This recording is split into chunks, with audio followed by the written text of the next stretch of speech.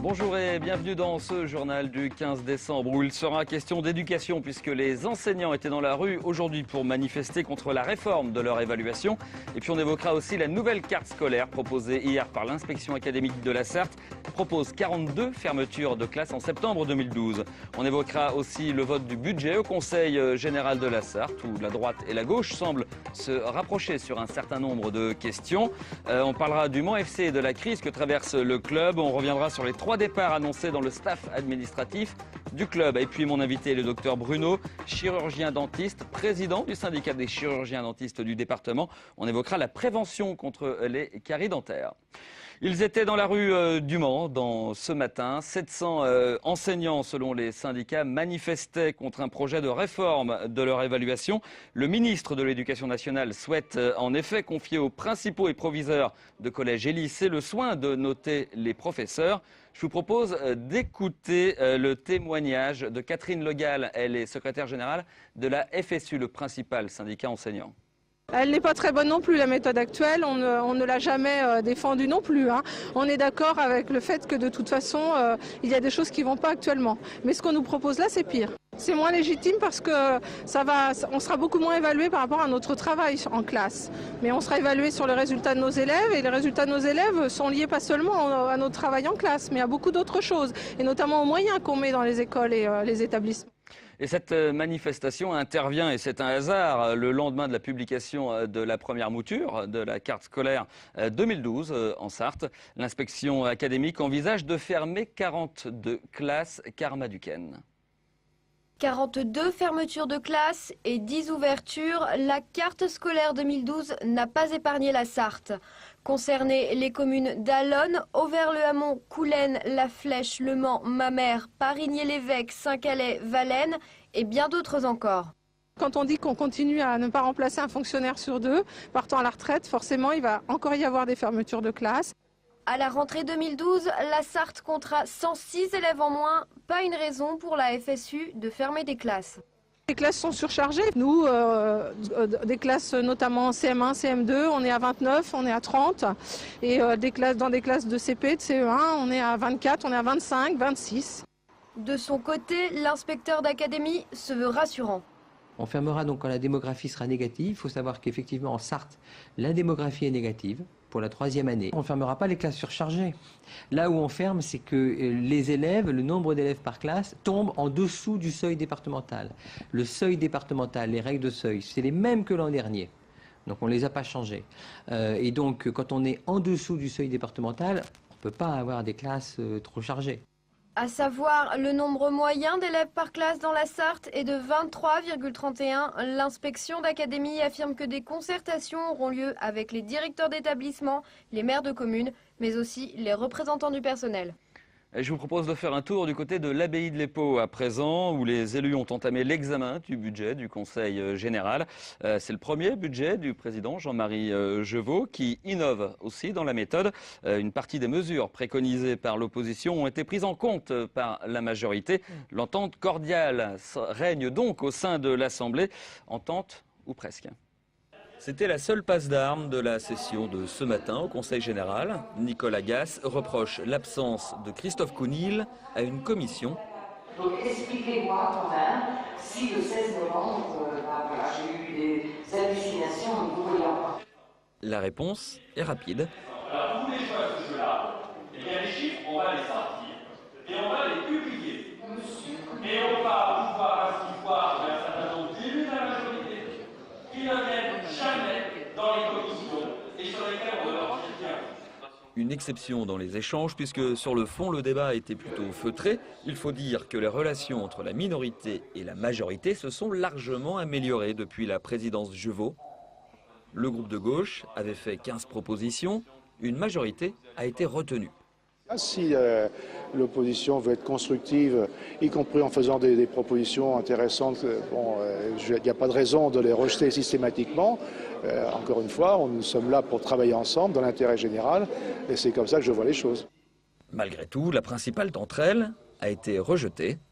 On voit aujourd'hui qu'il y a un certain nombre de jeunes qui sortent du système scolaire à 16 ans et qui n'ont absolument rien.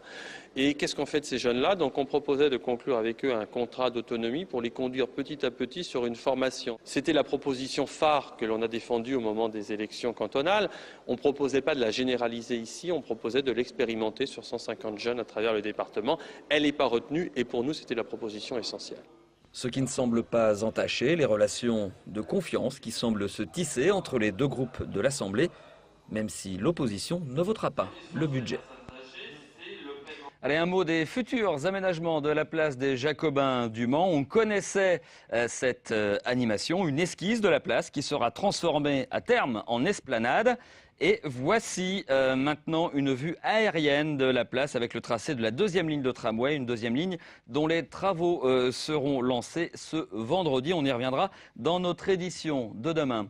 Et puis rappelez-vous l'histoire de cet homme, un homme qui vit au Mans. Il est né d'un inceste entre sa mère et son oncle. Il vient d'obtenir 20 000 € de dommages et intérêts pour préjudice moral et psychologique auprès de la Cour d'appel d'Angers. Il réclamait 80 000 €.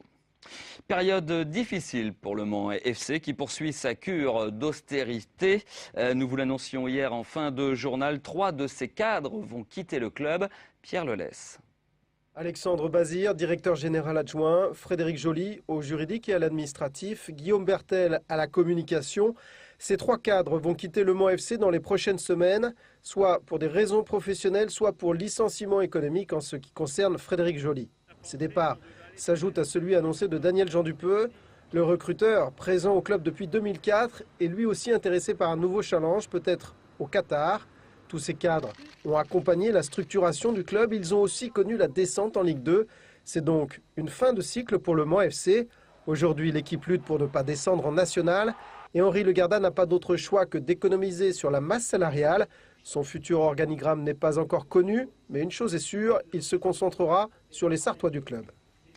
Noël approche, vous n'êtes pas sans le savoir, avec son lot de sucreries et de chocolat pour le grand bonheur des enfants des plus petits, mais aussi des plus grands. Mais attention au carie. La carie, on en parle avec mon invité, le président du syndicat des chirurgiens dentistes de la Sarthe, Dr Ludovic Bruno. Bonjour. Bonjour. Alors, de plus en plus de mutuelles proposent des examens gratuits, des dépistages pour les enfants entre 2 et 4 ans. C'est repris par la CPAM au-delà de 6 ans. Est-ce que c'est important à cet âge, peut-être moins à 6 ans, mais à 4 ans ou à 2 ans, de voir ce qu'il y a à l'intérieur de la bouche d'un enfant? Oui, effectivement, c'est sûr que c'est surtout dans un but, je dirais, de familiariser l'enfant avec le cabinet dentaire, avec bien sûr les chirurgiens dentistes, pour avoir moins d'appréhension et venir surtout dans de meilleures conditions après par la suite. Ouais, c'est peut-être moins pour détecter la carie que pour l'habitué. Voilà, c'est ça. C'est moins pour la détection de carie, même si, hélas, on a encore effectivement, dans certaines conditions, des situations de bouche alarmantes, mais c'est surtout aussi pour donner des conseils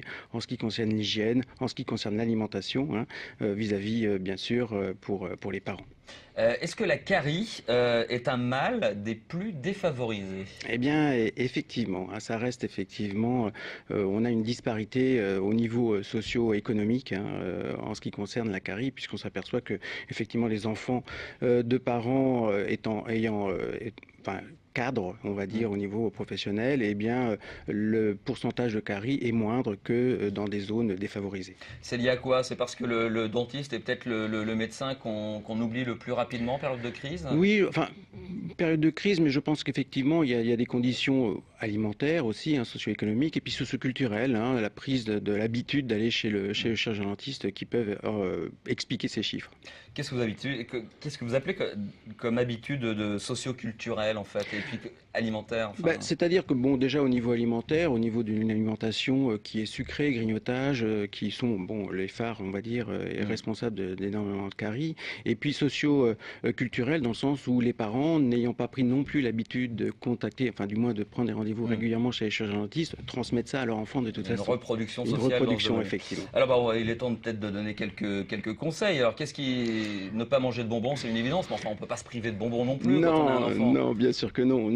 Ce que l'on évite, effectivement, c'est le grignotage entre les repas, qui est tout à fait néfaste. Et puis, je dirais d'avoir une alimentation équilibrée, bien évidemment, et puis surtout un brossage après chaque repas.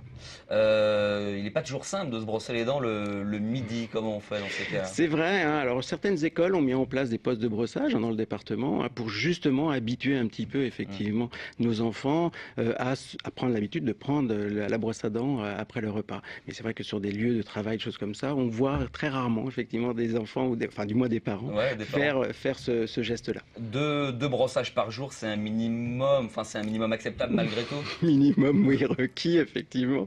Le brossage le plus important effectivement, c'est le brossage avant le coucher. 3 minutes 3 minutes le brossage.